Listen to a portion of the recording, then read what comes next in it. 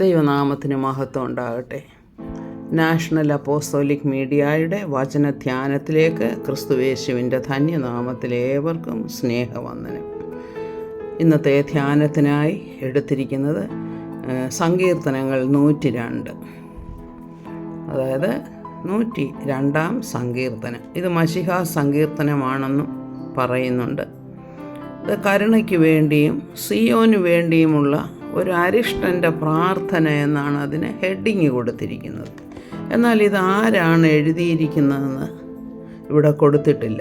ഒരരിഷ്ടൻ്റെ പ്രാർത്ഥന. ക്ഷീണിച്ച് പ്രയാസപ്പെട്ട് രോഗാതുരനായി ഏകാന്തത അനുഭവിക്കുന്ന ഒരു വ്യക്തി തൻ്റെ ദൈവത്തോട് അപേക്ഷിക്കുന്ന കാര്യങ്ങളാണ്, ഒരു പ്രാർത്ഥനയാണിത്. ഇനി നമുക്ക് അത് അനലൈസ് ചെയ്യുമ്പോൾ നമുക്ക് ചിന്തിക്കാം, ഒരു പക്ഷേ ഇരമ്യാ പ്രവാചകനായിരിക്കാം ഇത് എഴുതിയതെന്ന്. കാരണം അദ്ദേഹത്തെ ആണല്ലോ വിലപിക്കുന്ന പ്രവാചകൻ എന്ന് പറയുന്നത്. അത് മറ്റു ചിലർ പറയുന്നത് ദാനിയേൽ പ്രവാചകനായിരിക്കാം ഈ സങ്കീർത്തനം എഴുതിയതെന്ന്. ആരുമായിക്കൊള്ളട്ടെ, എങ്കിൽ തന്നെയും ഈ വ്യക്തി വളരെയധികം പ്രയാസം തൻ്റെ ജീവിതത്തിൽ അനുഭവിക്കുന്നുണ്ടെന്ന് മനസ്സിലാകും. പ്രധാനമായിട്ടും ഉള്ള കാര്യങ്ങൾ എന്താണെന്ന് വെച്ചാൽ, താൻ കർത്താവിൽ ആശ്രയിച്ച് തൻ്റെ സങ്കടം മുഴുവനും കർത്താവിൻ്റെ സന്നിധിയിൽ വയ്ക്കുകയാണ്. കഷ്ടദിവസത്തിൽ ദൈവമേ, നിൻ്റെ മുഖം എനിക്ക് മറയ്ക്കരുതേ. താൻ വളരെ കഷ്ടം അനുഭവിക്കുന്നു. പ്രവാസകാലമാണ്. അപ്പം ദാനിയേൽ പ്രവാചകനും അങ്ങനെ ആയിരുന്നല്ലോ. മറ്റൊരു സ്ഥലത്ത് പോയി ആണല്ലോ താമസിച്ചിരുന്നത്. പക്ഷേ അദ്ദേഹത്തിന് അങ്ങനെ വലിയ ദുഃഖങ്ങളൊന്നും ഉണ്ടായിരുന്നതായിട്ട് അറിയില്ല. എങ്കിൽ തന്നെയും അദ്ദേഹത്തിൻ്റെ പ്രധാനപ്പെട്ട ദുഃഖമെന്ന് പറയുന്നത് ഇസ്രായേലിൻ്റെ വീണ്ടെടുപ്പായിരുന്നു.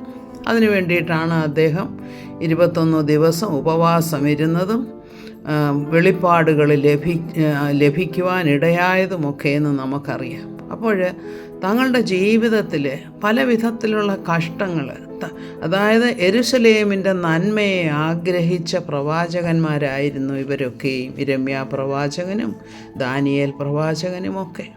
അപ്പോൾ ഇതിനകത്ത് പ്രധാനമായിട്ടും പറയുന്നത്, എൻ്റെ പ്രാർത്ഥന കേൾക്കണമേ, കഷ്ടദിവസത്തിൽ എന്നെ നീ ഉപേക്ഷിക്കരുതേ എന്ന്. അതായത് നാളുകളിങ്ങനെ കഴിഞ്ഞു പോവുകയാണ് പ്രവാസത്തിലുള്ള അനേക വർഷങ്ങളായി. അപ്പോൾ ഇത്രയും വർഷങ്ങളായിട്ടും യാതൊരു പ്രത്യാശയ്ക്കും വകയില്ല. ഇനി താൻ ശരീരത്തിലും കഷ്ടത അനുഭവിക്കുന്നു എന്ന് പറയാം. അപ്പോൾ ഇവിടെ പറയുന്നത് എന്താണ്? ശൂന്യസ്ഥലത്തെ മൂങ്ങ പോലെ ഞാൻ ഉറക്കം ഇളച്ചിരിക്കുന്നു. കാരണം എൻ്റെ മനസ്സിനൊരു സമാധാനവുമില്ല. കാരണം അത് തനിയിരിക്കുന്നു. അത് ഏകാന്തത അനുഭവിക്കുന്ന ഒരു വ്യക്തിയായിട്ടാണ് നമ്മൾ ഇവിടെ കാണുന്നത്. അപ്പോൾ അതുപോലെ തന്നെ എന്താണ് പറയുന്നത്? ഞാൻ അപ്പം പോലെ ചാരം തിന്നുന്നു, എൻ്റെ പാനീയത്തിൽ കണ്ണുനീർ കലക്കുന്നു. അതായത് കരഞ്ഞുകൊണ്ടേയിരിക്കുകയാണ്. അപ്പോൾ താൻ കുടിക്കുന്ന വെള്ളത്തിൽ പോലും തൻ്റെ കണ്ണുനീരാണ് വീഴുന്നത്. അതുപോലെ തന്നെ തൻ്റെ ജീവിതം ഇങ്ങനെ യാതൊരു പ്രയോജനവുമില്ലാതെ മുന്നോട്ട് പോവുകയാണല്ലോ എന്നൊരു ചിന്ത പോലും അദ്ദേഹത്തിന്, ഇത് എഴുതിയ ആ പ്രവാചകന് ഉണ്ടാകുകയാണ്. അപ്പോൾ വീണ്ടും കർത്താവിൽ പൂർണ്ണ ആശ്രയം വെച്ച് പ്രാർത്ഥിക്കുകയാണ്, ദൈവമേ സിയോനെ വീണ്ടും പണിയണമേ എന്ന്. അതായത് യഹോവ സിയോനെ പണിയുകയും തൻ്റെ മഹത്വത്തിൽ പ്രത്യക്ഷനാകുകയും അവൻ അഗതികളുടെ പ്രാർത്ഥന കടാക്ഷിക്കുകയും അവരുടെ പ്രാർത്ഥന നിരസിക്കാതിരിക്കുകയും ചെയ്തതുകൊണ്ട് ജാതികൾ യഹോവയുടെ നാമത്തെയും ഭൂമിയിലെ സകല രാജാക്കന്മാരും നിൻ്റെ മഹത്വത്തെയും ഭയപ്പെടും. അപ്പം ഇത്രയും വന്ന് പ്രാർത്ഥിച്ച് കരഞ്ഞ് നിലവിളിച്ചൊക്കെ കഴിയുമ്പോൾ ഒരു പ്രത്യാശയുടെ അനുഭവം, ഒരു പ്രത്യാശ തൻ്റെ മനസ്സിലുണ്ടാകുകയാണ്.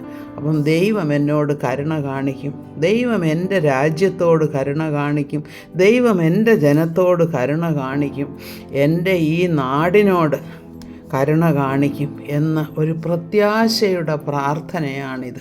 ഇതാണ് നമ്മുടെയൊക്കെയും ജീവിതത്തിൽ നാം പലപ്പോഴും രോഗങ്ങളുടെ പ്രയാസങ്ങൾ, ഏകാന്തതയുടെ പ്രയാസങ്ങൾ, മറ്റ് പല ബന്ധങ്ങളിലുള്ള പ്രയാസങ്ങൾ, ഇങ്ങനെയൊക്കെ നമുക്കുണ്ടാകാം. അപ്പോഴൊക്കെയും നമുക്ക് ആശ്രയിപ്പാനുള്ളത് നമ്മുടെ കർത്താവ് മാത്രമാണ്. അവിടെ നിന്ന് മാത്രമാണ് നമുക്ക് ആശ്വാസം ലഭിക്കുന്നത്.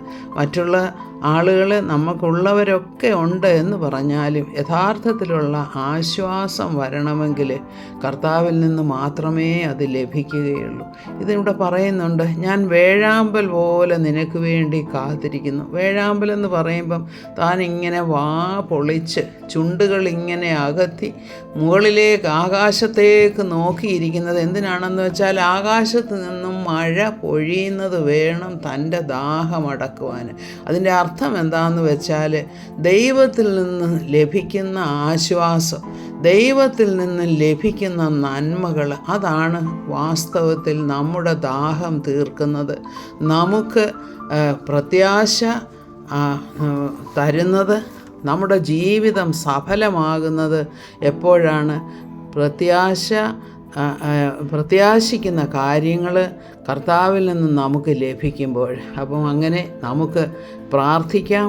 കർത്താവേ, ഇന്ന് പ്രയാസം അനുഭവിക്കുന്നവർക്ക് വേണ്ടി, രോഗികൾക്ക് വേണ്ടി, ഏകാന്തത അനുഭവിക്കുന്നവർക്ക് വേണ്ടി പ്രാർത്ഥിക്കുന്ന കർത്താവേ, ഉയരത്തിൽ നിന്ന് ഞങ്ങൾക്ക് ഞങ്ങളുടെ പ്രത്യാശയുടെ നിവൃത്തിയാകുവോളം ഞങ്ങൾ നിന്നെ കാത്തിരിക്കുന്ന കർത്താവേ, ഇത് കേൾക്കുന്ന എല്ലാവർക്കും ഇതൊരനുഗ്രഹമായി തീരട്ടെ. ഉയരങ്ങളിൽ നിന്നും ദൈവം അനുഗ്രഹങ്ങൾ ചൊരിഞ്ഞു തരട്ടെ എന്ന് പ്രാർത്ഥിക്കുന്നു. സകല മഹത്വവും കർത്താവിന്. Praise the Lord. സ്തോത്രം.